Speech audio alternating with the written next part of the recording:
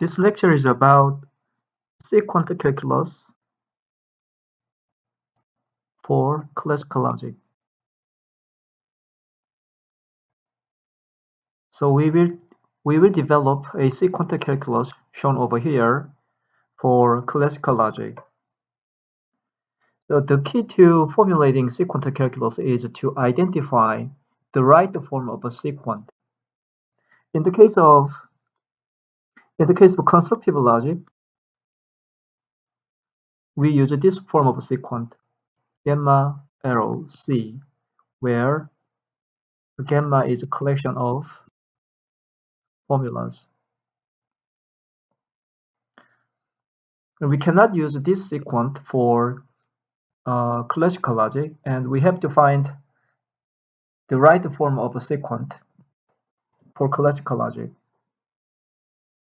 So it turns out that for classical logic, we'd like to base the definition of this sequent upon the principle of proof by contradiction.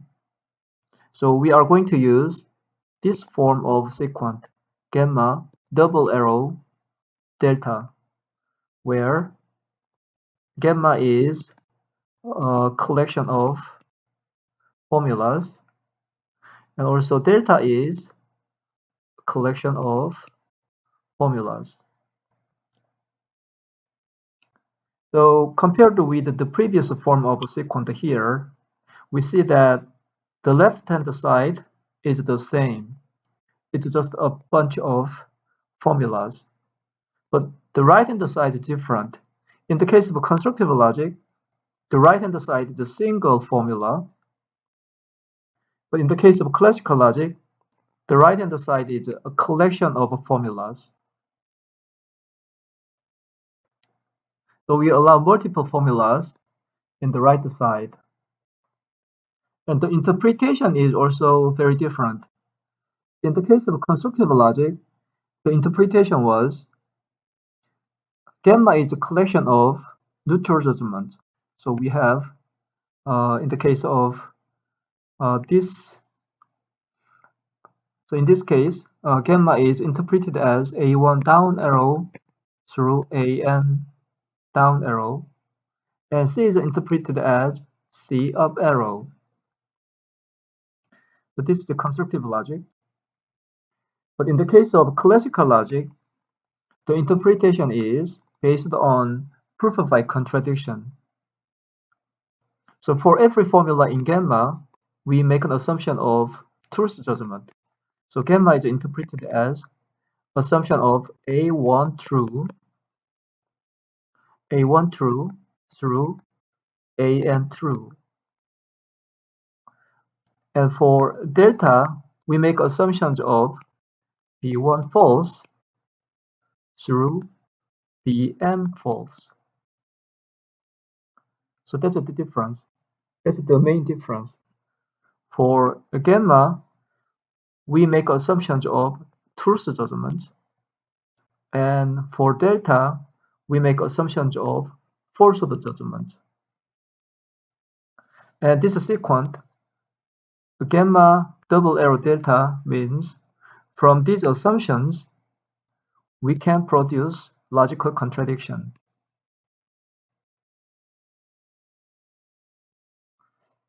So that's the interpretation. That's the interpretation of this sequent for classical logic. The left-hand side is a collection of truth judgment, assumptions of truth judgment. And the right-hand side is basically assumptions of falsehood judgment. And from these truth assumptions and falsehood assumptions, we can produce a logical contradiction. That's the interpretation of this sequent. So with this interpretation of sequent for classical logic, let's develop the inference rules. So the first inference rule is this contradiction rule. So gamma A, right arrow, A, delta. And we call this rule contradiction rule. contradiction rule. And it's very easy to justify this contradiction rule because according to the interpretation, according to the definition of this sequent, this thing means we have an assumption of A true, and this thing means we have an assumption of A false. So combined together, these two guys directly produce logical contradiction. So the proof is complete. We have generated a contradiction from these assumptions. So this is the contradiction rule. We can compare this contradiction rule to init rule in constructive logic. So gamma right arrow A, gamma A right arrow A, and this is init rule. And in our interpretation of a sequent, this thing means A down arrow, and this thing means A up arrow. So we complete this hourglass where this A down arrow is converted to A up arrow. But interpretation is totally different here. It just says that an assumption of A true and assumption of A false, they lead to logical contradiction. That's all. So this is the first inference rule in the sequent calculus. So we have found this rule, contradiction rule. And for every logical connective, we have a left rule and right rule. So let's consider the conjunction case first.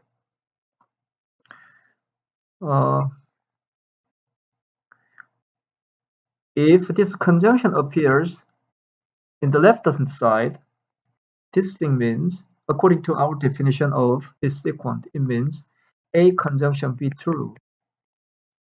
And if A conjunction B is true, we can of course deduce A is also true.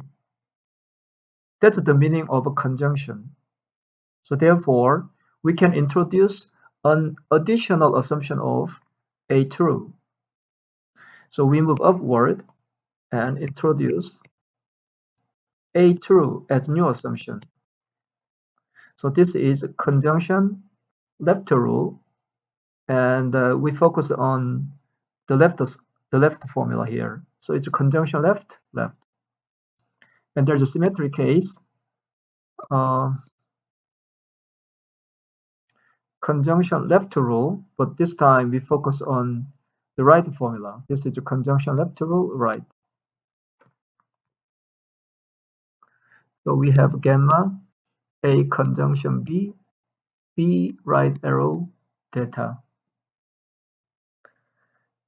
Now, what about conjunction right rule?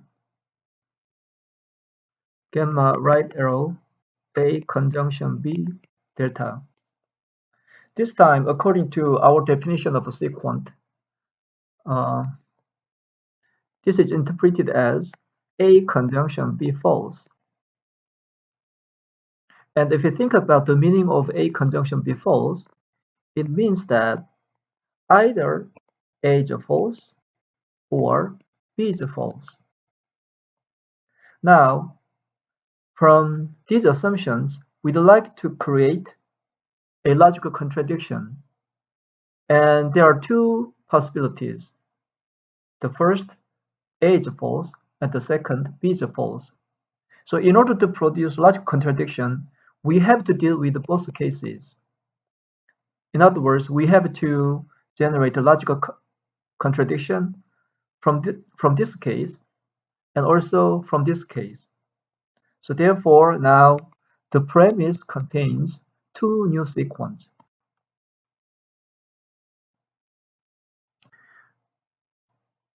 In the first case, we take this branch. So now we have an additional assumption of A false. So A false, A conjunction B, and delta. There's no reason to remove this one because an existing assumption can be preserved. And the other sequent in the premise takes this branch, so we introduce this assumption, B is false. So gamma B, A conjunction B, delta. That's a conjunction right rule. Now let's consider the disjunction gamma A disjunction B delta. So this is going to be disjunction left rule. So we have to produce a logical contradiction from these assumptions. And if we focus on this one, A disjunction B true means either A is true or B is true. So there are two possibilities, A is true or B is true. So in order to produce logical contradiction, we have to consider two cases. The first case, A is true, and the second case, B is true. So in the first case, we assume A is true. So we have this sequent. And in the second case, we assume B is true, and then we generate a logical contradiction. So this is a logical disjunction left rule. What about disjunction right rule? Suppose that we have A disjunction B delta. So this is interpreted as A disjunction B false is A or B is false. And if we think about the meaning of A or B is false, we can show that A must be false. Otherwise, if A is true, then the whole formula is already true. So that can't be the case, so therefore A must be false. And also, B must be false for the same reason. So if we have an assumption of A disjunction B false, we can safely assume that A is false and also B is false. So if we move upward, we can introduce an additional assumption of A false, which is justified by this A disjunction B false. And this is a disjunction right rule left. And there is a symmetry case, A disjunction B delta. So this is disjunction right rule right. So notice that we don't discard A disjunction B here. And in fact, we should not discard it because we may actually focus on this formula again in order to produce an extra assumption of A false. So you don't want to get rid of this.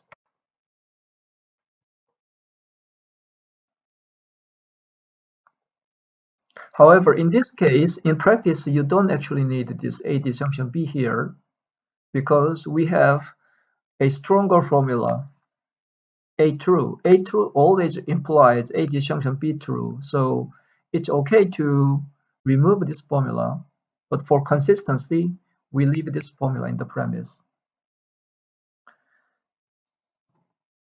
Now, let's consider this top and bottom.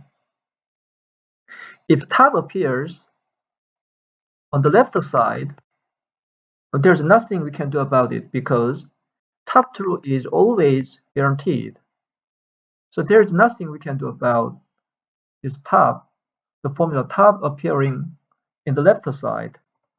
So there's no rule. But what about top right rule? So according to our definition of this sequent, this thing means top is false. But top, by definition, top can't be false because by definition is true. So we have already generated the logical contradiction. The presence of top in the left side automatically implies a logical contradiction. So the proof is complete. So this is top right rule. What about bottom? Similarly, if bottom appears on the left side, we have bottom is true. So we have already generated this logical contradiction. So the proof can be completed. It's bottom left rule. And similarly, there's no rule for bottom right because there's nothing we can do about it.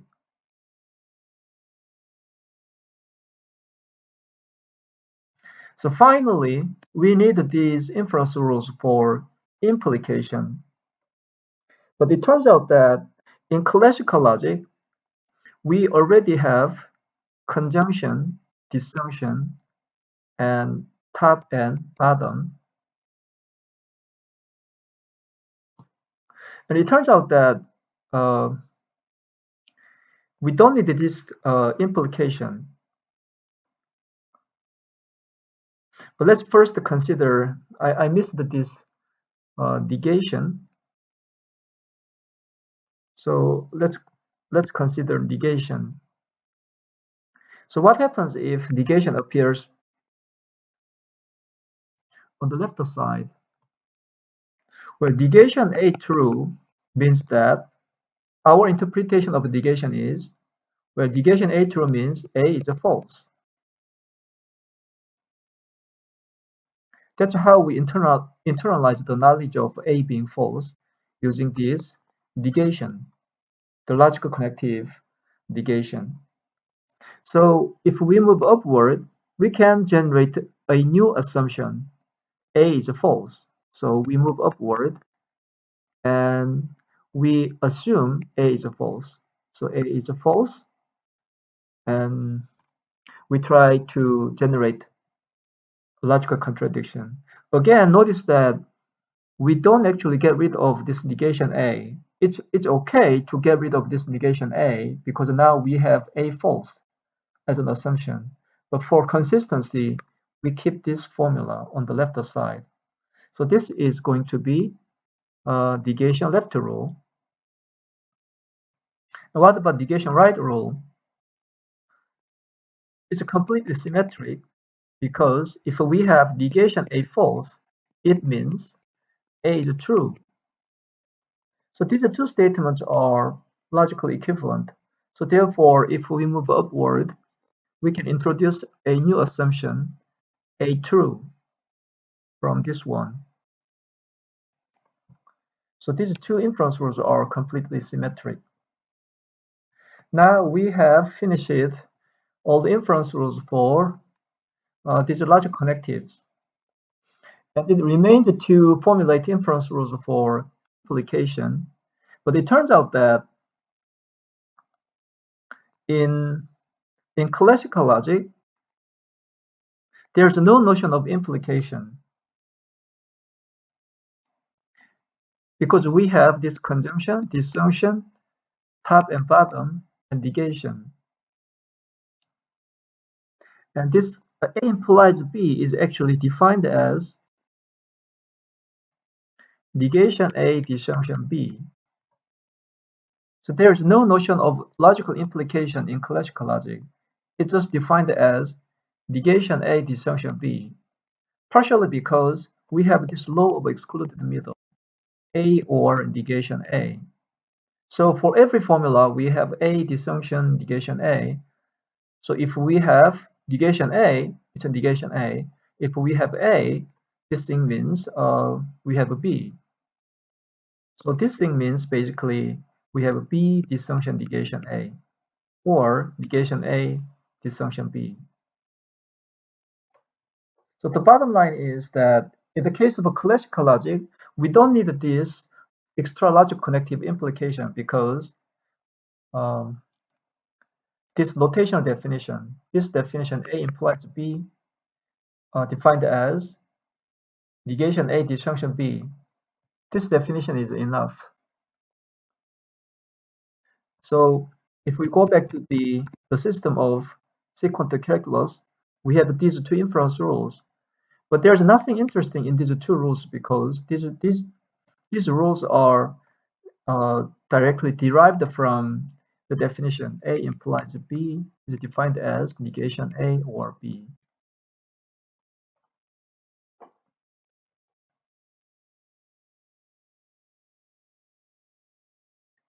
So we don't need this one.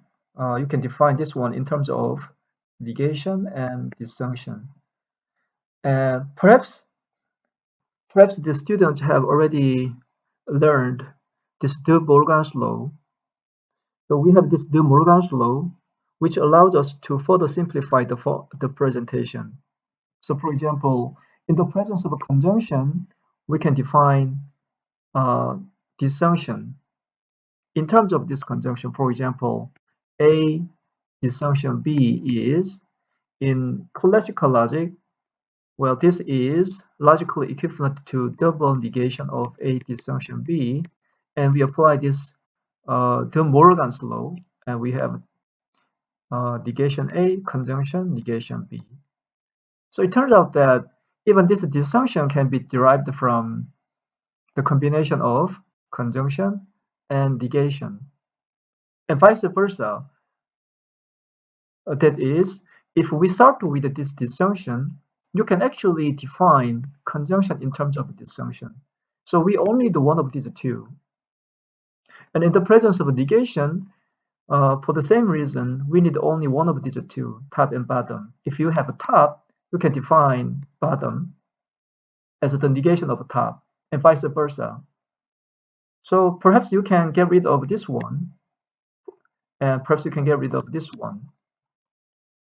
And that's all you need.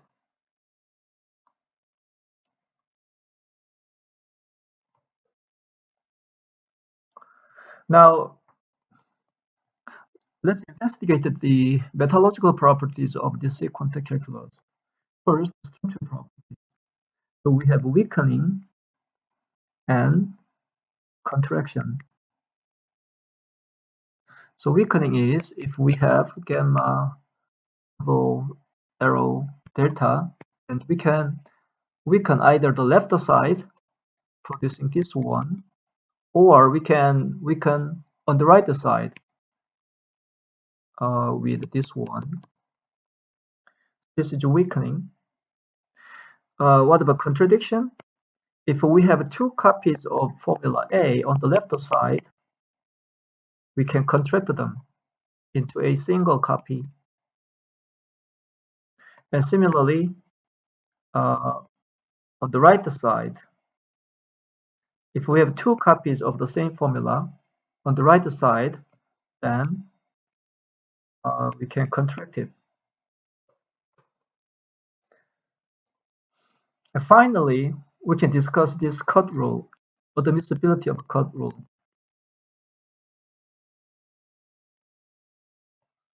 So cut rule is defined like this.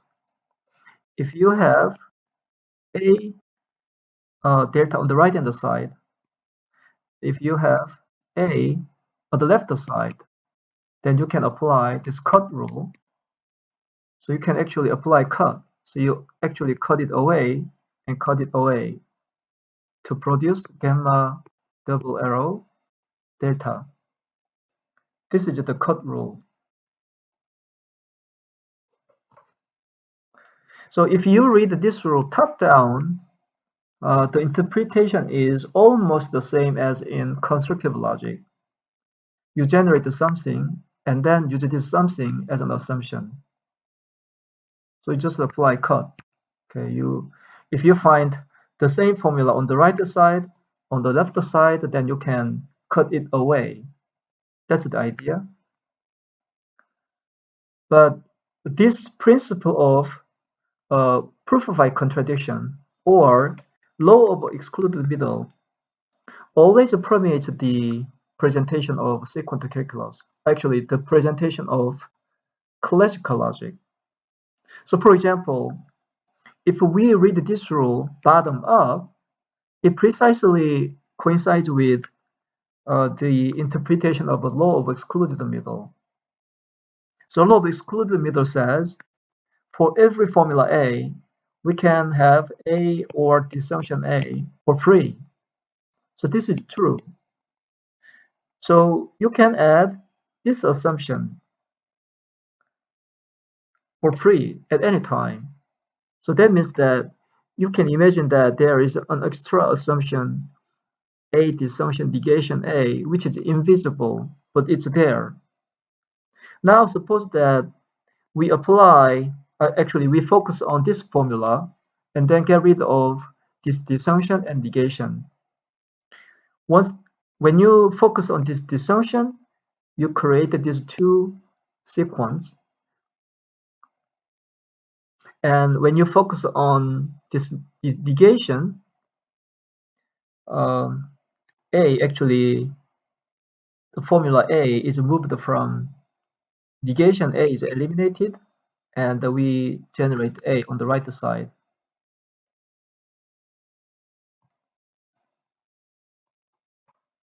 So that's the idea. So if we read this rule bottom up, we realize that it's just an application of it's just using law of excluded middle. In this regard, we can say that this law of excluded middle is built into this cut rule. And of course, this cut rule is admissible. Um, and the proof is actually simpler than in constructive logic.